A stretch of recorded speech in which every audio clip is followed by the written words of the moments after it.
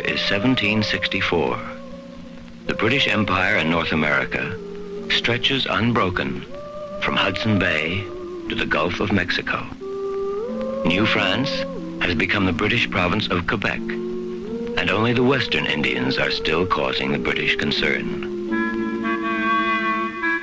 Here on Lake Erie, at the head of the Niagara River, the British have ordered the construction of a post and sent a captain to stake it out.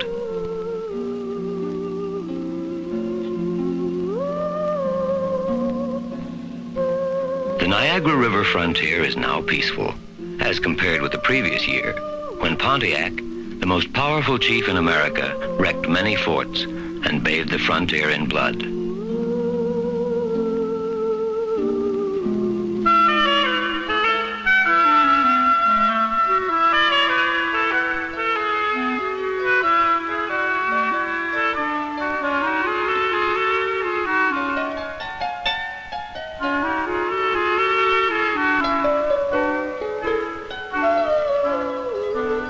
The little toy boat slips into the Niagara River. It's just another piece of driftwood on an Indian highway.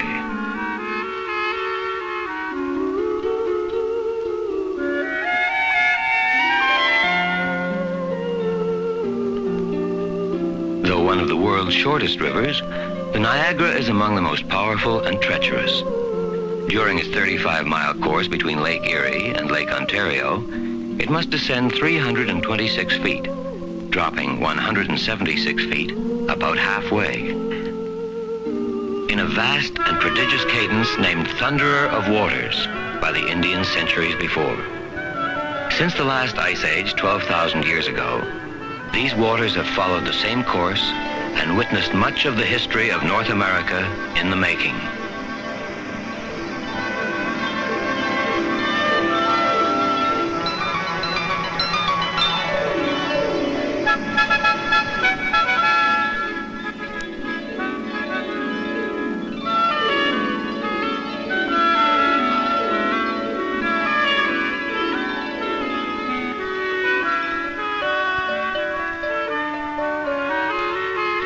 Back where the boys launched their boat, a small fortification grew up to be named Fort Erie. And now, in the year 1792, yet another generation of boys launched boats to sail the troubled waters of the Niagara, some even reaching the mouth of the river at Lake Ontario. This is truly an historic waterway.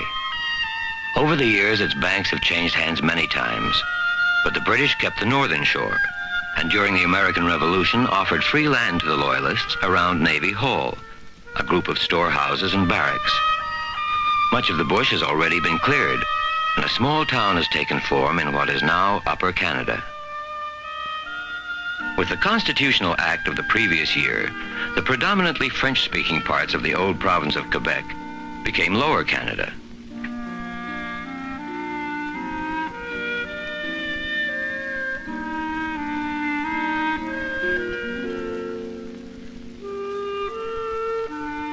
Famed Fort Niagara, on the other side of the river, is still occupied by a British garrison, but soon the Upper Canada frontier will be without a fortification of importance. Built by the French, Fort Niagara was captured by the British in 1759. The Niagara River, however, is still there, as it always will be, a powerful dividing line between two nations and two cultures, and a delightful playground, too, for the younger generation.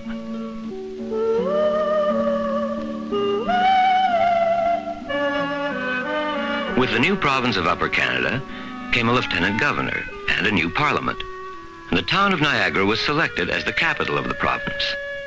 The new post fell to Lieutenant Governor John Graves Simcoe, who had served with the British in the Revolutionary Wars of America.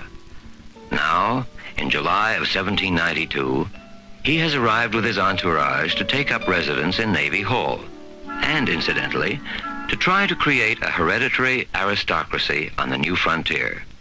A province as British as Britain itself.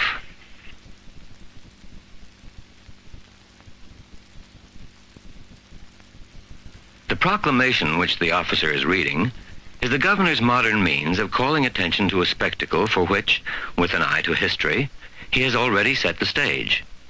It is decreed that September 17th, 1792, be the day of the opening of Upper Canada's first Parliament, and that all loyal citizens are invited. Lieutenant Governor Simcoe, 10 years earlier, had married beautiful Elizabeth Posthuma Gwillim, only daughter of a British colonel. A refined but retiring lady, she is rarely seen except at high social functions. Her personal secretary and a maid between them look after most of her demands, including purchases at the nearby store.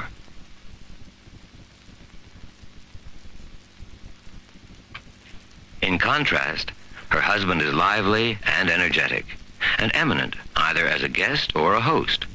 But being a military man first, his initial request while still in Britain was for a military force which would operate in opening colonial roads.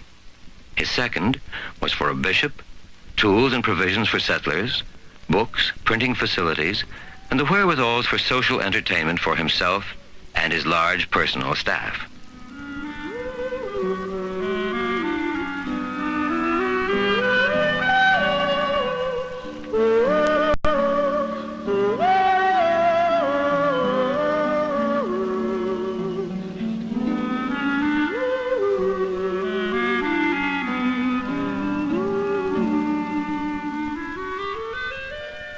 This establishment includes officers and men who came out with him from England, whose only social excitement until now had been the visit a few weeks earlier of Prince Edward. The whole town is still talking about the event, and for pioneer families of means, it had also been a break in a dull routine, and an opportunity for some to become part of a new society.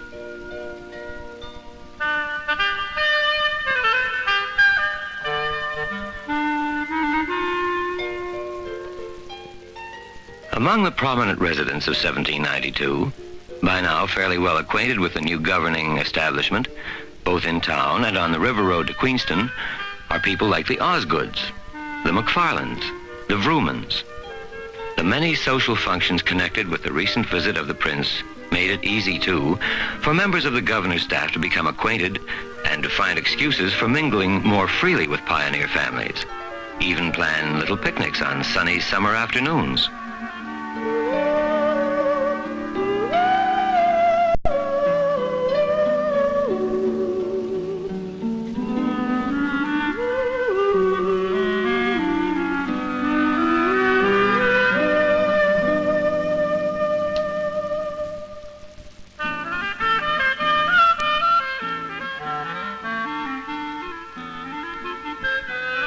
It is also a new era for the Indians, whose normal attitude to the settlers is now one of friendliness. The chiefs had kept their peace well and were rewarded in many ways by the British government.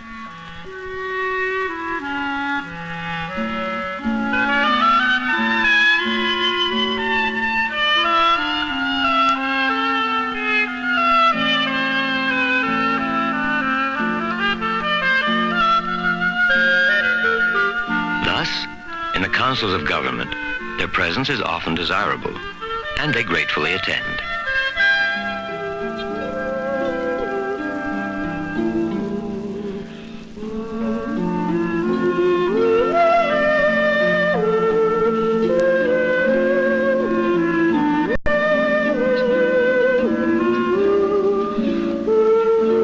As September 17th, 1792 dawns for the opening of the first Parliament in Upper Canada, tribesmen of the Six Nations are encamped on the common with their families. As the hour approaches, many of the chiefs and lesser ranks join with the townspeople to witness the ceremonies. From all directions they come in their holiday garb, to see the military display by the Butlers and Queen's Rangers, the honor guard from the 26th Regiment, to hear the music by the military band, and the greeting by the Lieutenant Governor. The small building in which the Parliament is meeting can barely hold members and officials, but there is plenty of room outside the hall to observe the Governor's spectacle, an event never before witnessed on the northern bank of the Niagara River.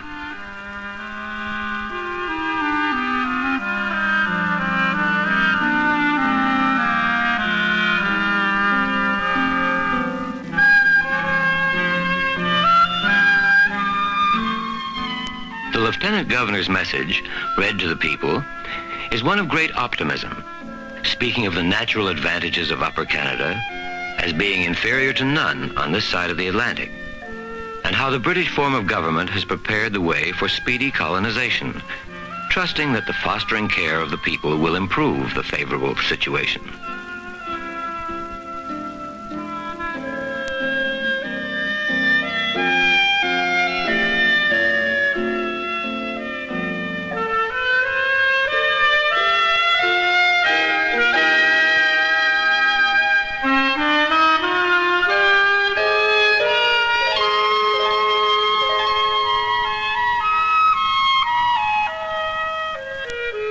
A new era of peace and prosperity was supposed to have dawned. Word came through that war between revolutionary France and Britain had broken out. Governor Simcoe moved his headquarters to the town of York and was warned to prepare for American designs on Canada. He ordered the construction of a new fortification to replace Fort Niagara, which was now in American hands on the other side of the river. It was named Fort George in honor of the King, but it was not completed until 1799, after Simcoe had returned to England for other duties. But his work and plan carried on. And in 1812, his fort, a short distance from Navy Hall, had been greatly reinforced and supposedly commanded the entrance to the Niagara River and the town around it.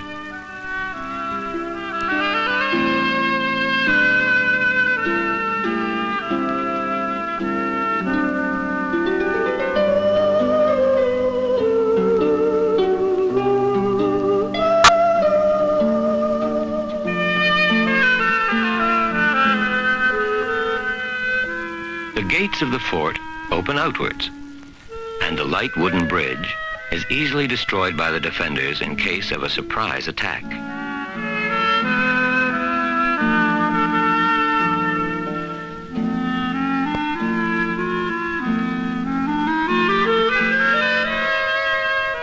Meals for the garrison are prepared in the fort's efficient kitchen, with its huge fireplace and bake oven. Plenty of vegetables, meats, and stacks of loaves of bread make good soldiers. And Fort George has a plentiful supply. This kitchen is typical of the kitchens in other forts of this era.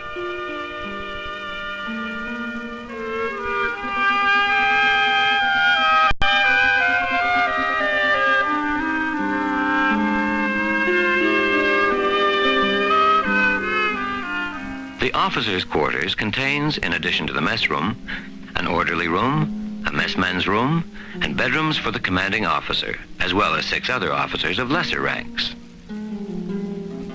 On this day in June of 1812, preparations are being made for the arrival of a group of officers from the American garrison at Fort Niagara, just across the river, to be guests at the mess of the 41st Regiment in Fort George.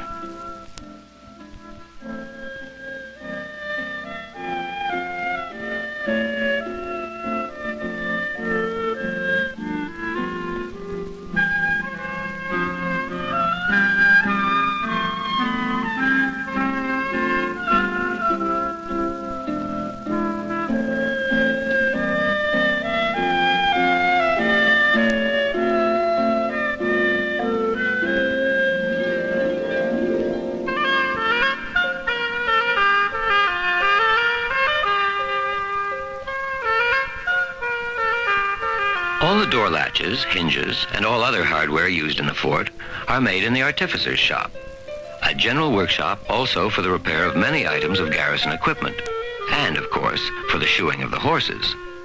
The exception is the nearby powder magazine, in which copper and wooden pegs are used instead of iron.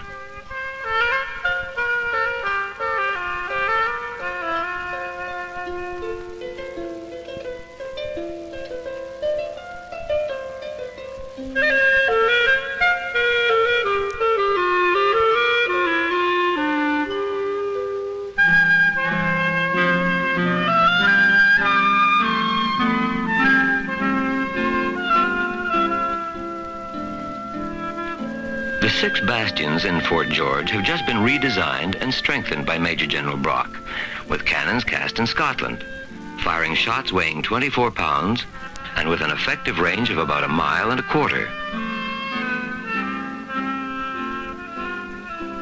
Up at the other end of the Niagara River, the garrison of a new Fort Erie has rushed the fort to completion. It's the third fortification built here, the previous ones having been abandoned.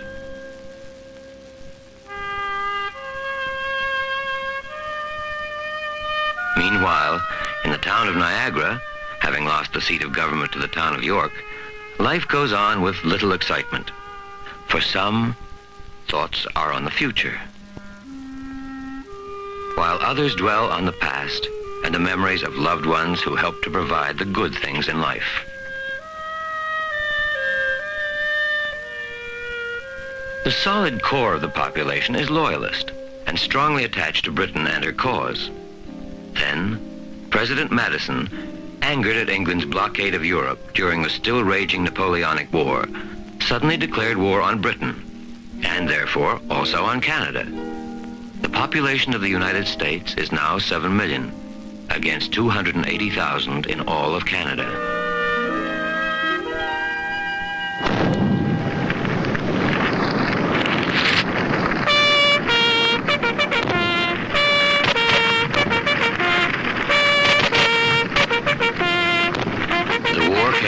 June 18, 1812, and by all laws of probability, Canada should have gone under. But young and bold Canadian soldiers under Major General Brock saved Canada's future.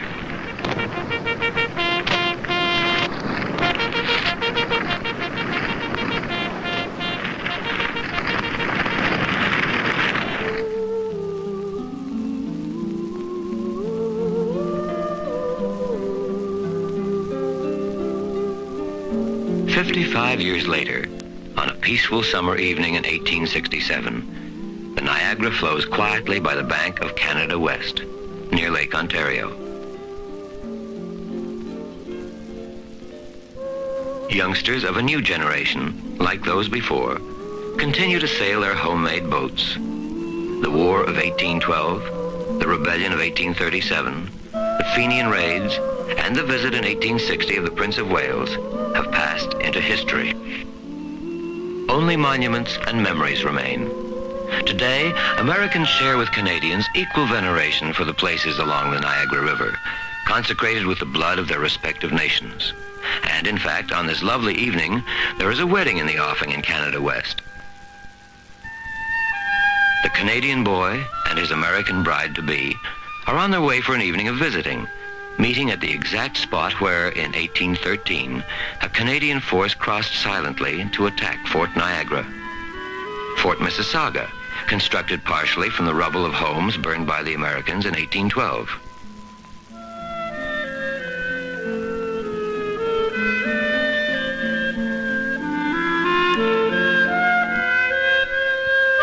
Vrooman's Battery site, where on October 13, 1812, an all-day shelling of Queenston took place, ahead of the storming of the Heights by the York Volunteers commanded by Major General Brock.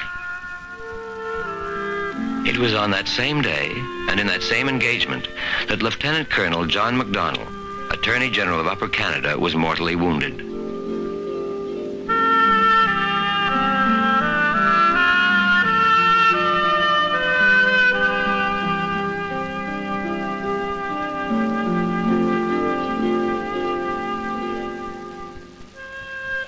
Above stands the immense memorial to the hero of the war.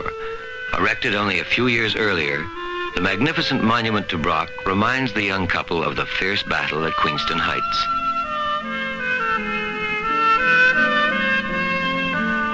But it is at the Lundy's Lane battlefield and cemetery that their dual memories merge. Here fought, on July 25, 1814, their grandparents as enemies. Here they died together, and here they lie buried together, among several other American, British, and Canadian troops, honored forever for having done their duty for their respective countries.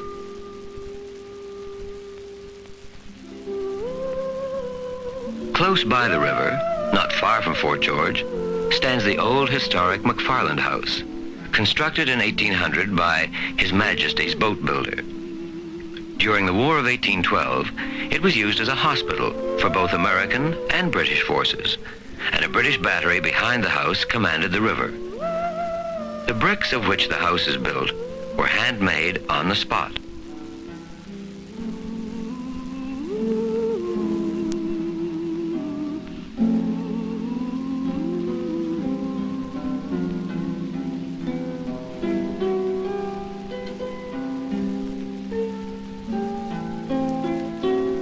And the furnishings of the Loyalist family were made or purchased some 20 years ago, between 1835 and 1845.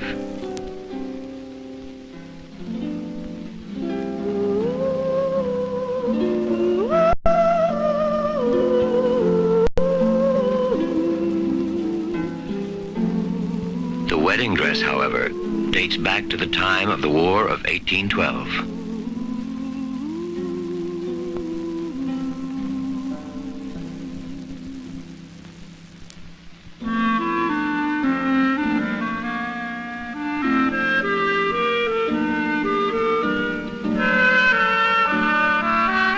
Now, half a century later, on July 1st, 1867, the future, rather than the past, is what matters. And the wedding is the talk along the length and breadth of the Niagara River country, coinciding as it does with the excitement of the birth of Canada as a nation. It is the third rector of St. Mark's, the Venerable William McMurray, who performs the marriage and helps to send the happy young couple away into their future as a Canadian family.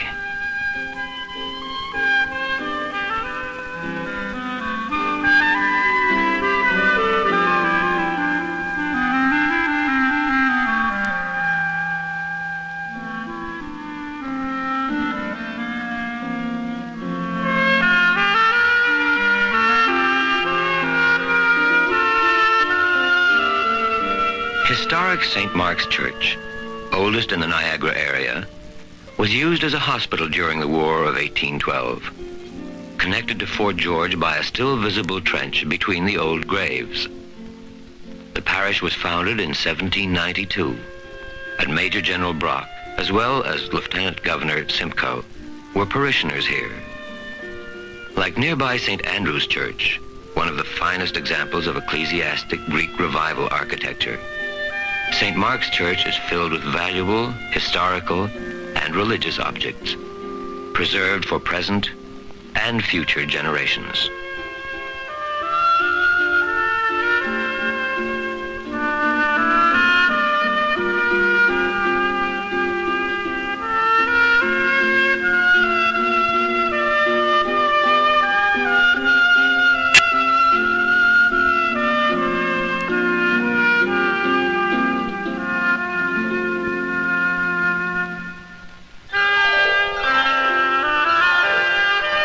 As night falls on this first day of July in the year 1867, a much bigger and much more significant celebration catches fire along the entire northern bank of the Niagara River.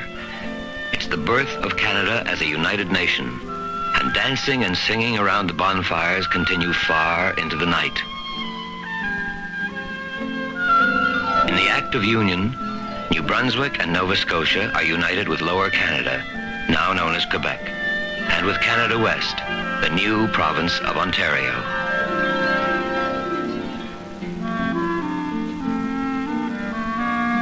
Come, visit with us in the province of Ontario. Come, visit with us along the mighty Niagara River, where world-famous modern sites blend harmoniously with the history of our nation.